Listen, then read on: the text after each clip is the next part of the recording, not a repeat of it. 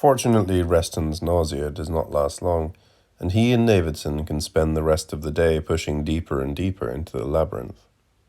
Initially, they follow the scant remains of the first team and then continue on by following their instincts.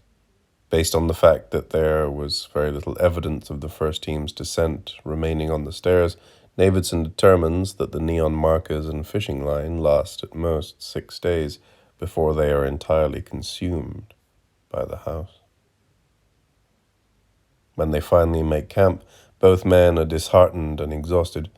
Nevertheless, each agrees to alternately serve as watch.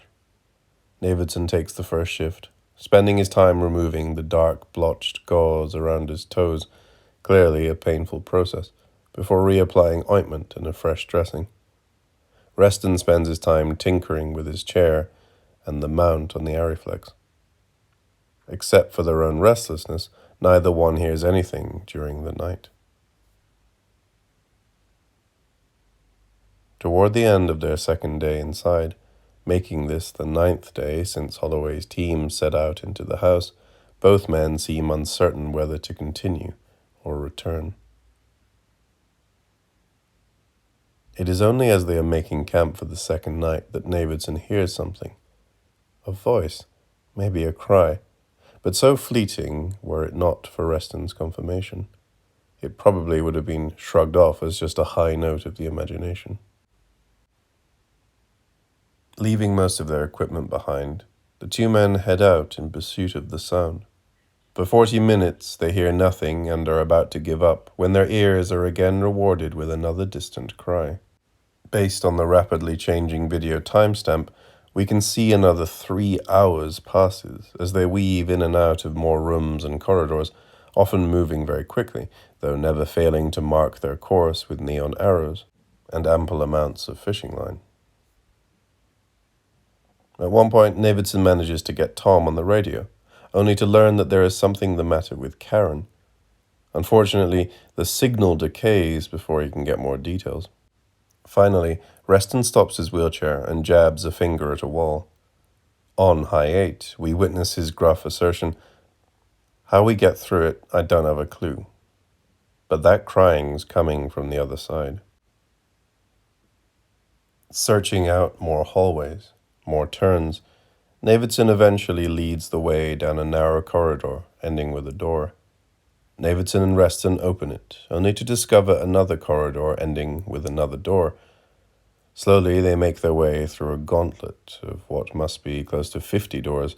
It is impossible to calculate the exact number due to the jump cuts, until Navidson discovers for the first and only time a door without a doorknob. Even stranger, as he tries to push the door open, he discovers it is locked. Reston's expression communicates nothing but incredulity. Note 212. See Gaston Bachelard's La Poétique de l'Espace, Paris, Presse Universitaire de France, 1978, page 78, where he observes, French text. Note 213. Translation. I recall that Françoise Minkowska organized an unusually moving exhibition of drawings by Polish and Jewish children who had suffered the cruelties of the German occupation during the last war. One child, who had been hidden in a closet every time there was an alert, continued to draw narrow, cold, closed houses long after those evil times were over. These are what Madame Minkowska calls motionless houses, houses that have become motionless in their rigidity.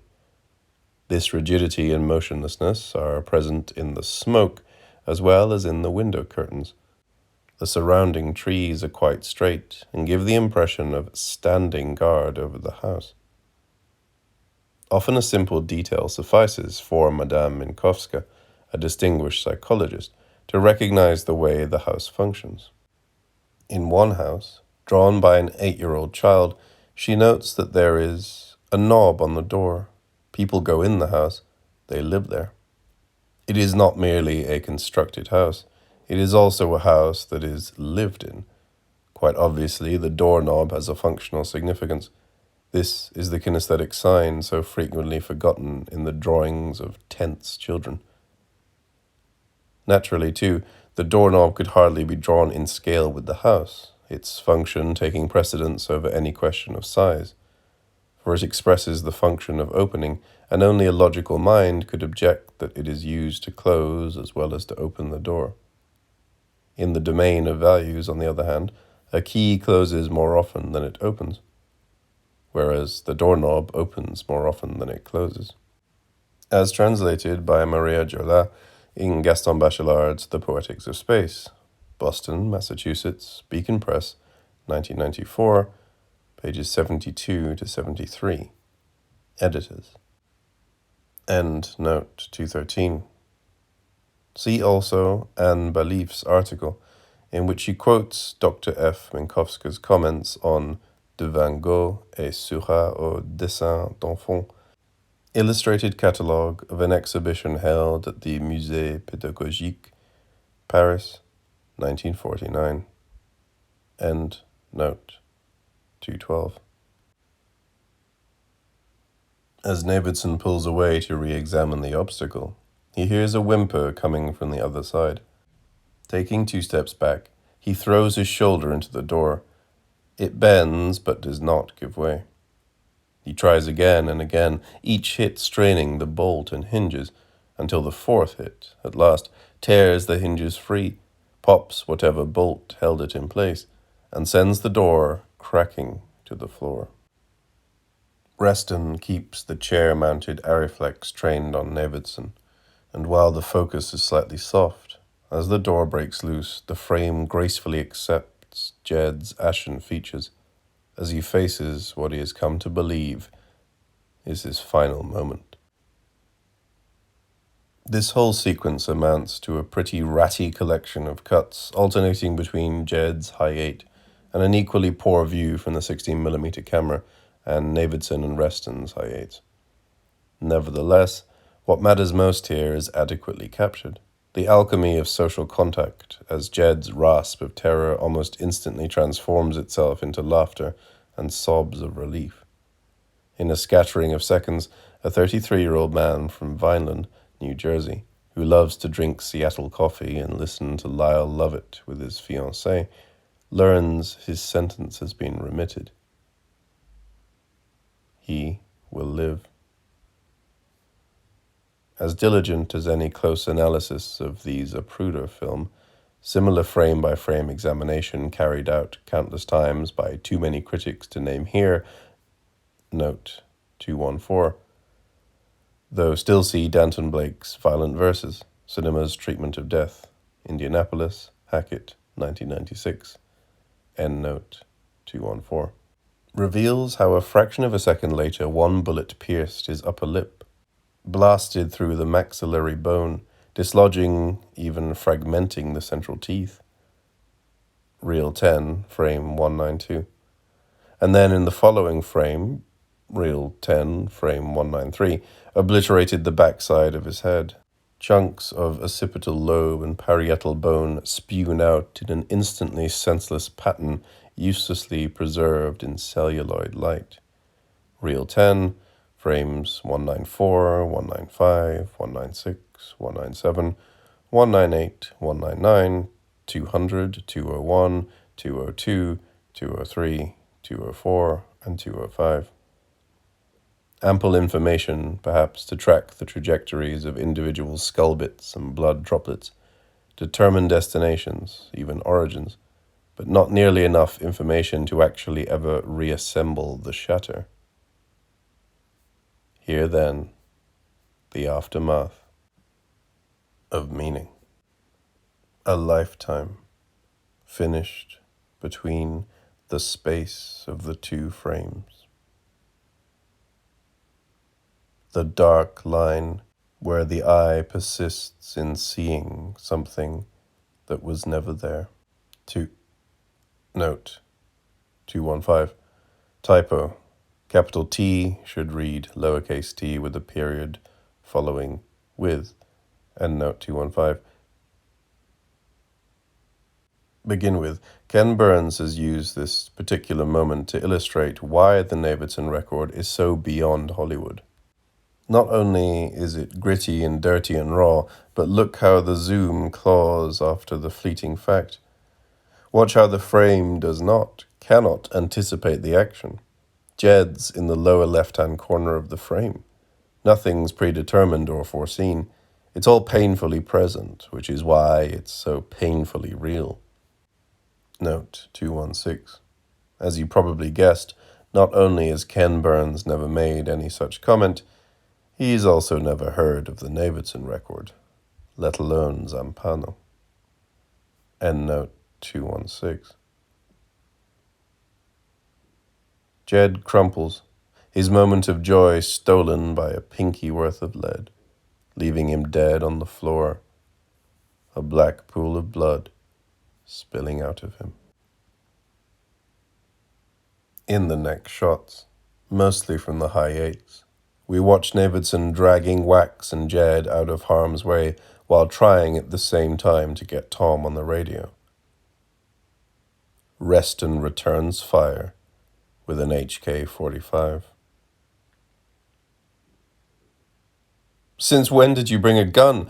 Navidson asks, crouching near the door. "Are you kidding me? This place is scary." Another shot explodes in the tiny room.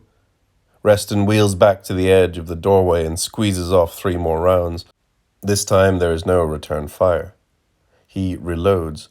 A few more seconds pass. "I can't see a fucking thing," Reston whispers, which is true. Neither one of their flashlights can effectively penetrate that far into the black. Navidson grabs his backpack and pulls out his Nikon and the Met strobe with its parabolic mirror. Thanks to this powerful flash, the high 8 can now capture a shadow in the distance. The stills, however, are even more clear, revealing that the shadow is really the blur of a man. Standing dead center, with a rifle in his hand. Then, just as the strobe captures him lifting the weapon, presumably now aiming at the blinding flash, we hear a series of sharp cracks. Neither Navidson nor Reston have any idea where these sounds are coming from, though gratefully the stills reveal what is happening. All those doors behind the man are slamming shut, one after another, which still does not prevent the figure from firing.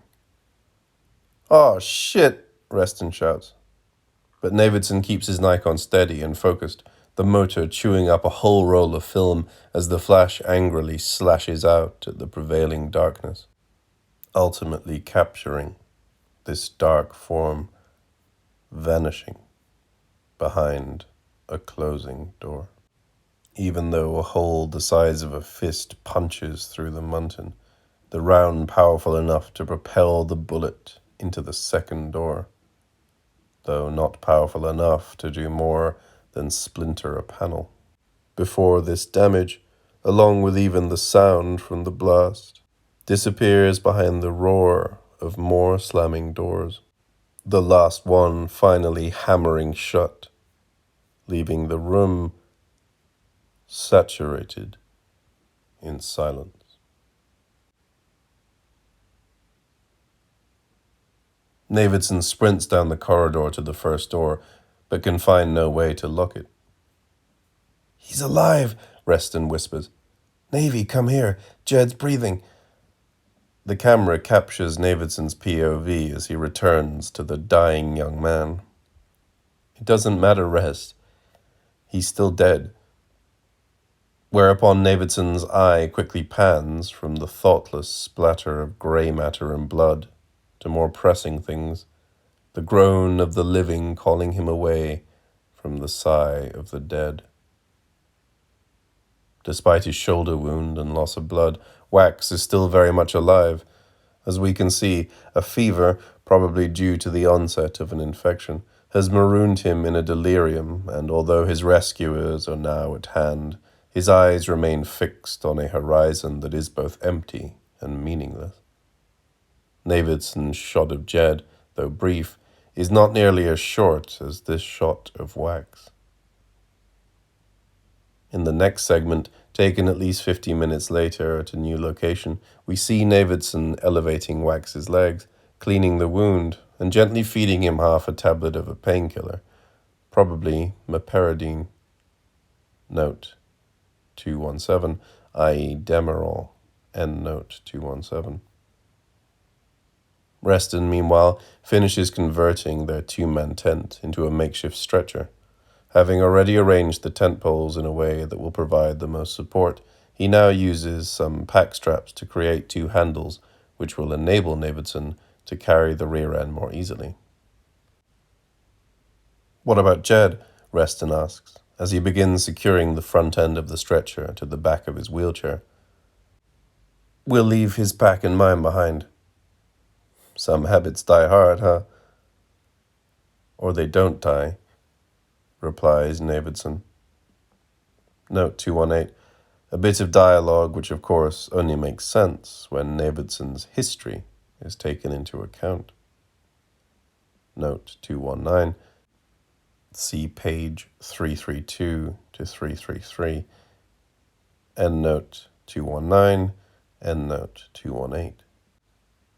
A little later, Navidson gets Tom on the radio and tells him to meet them at the bottom of the stairs.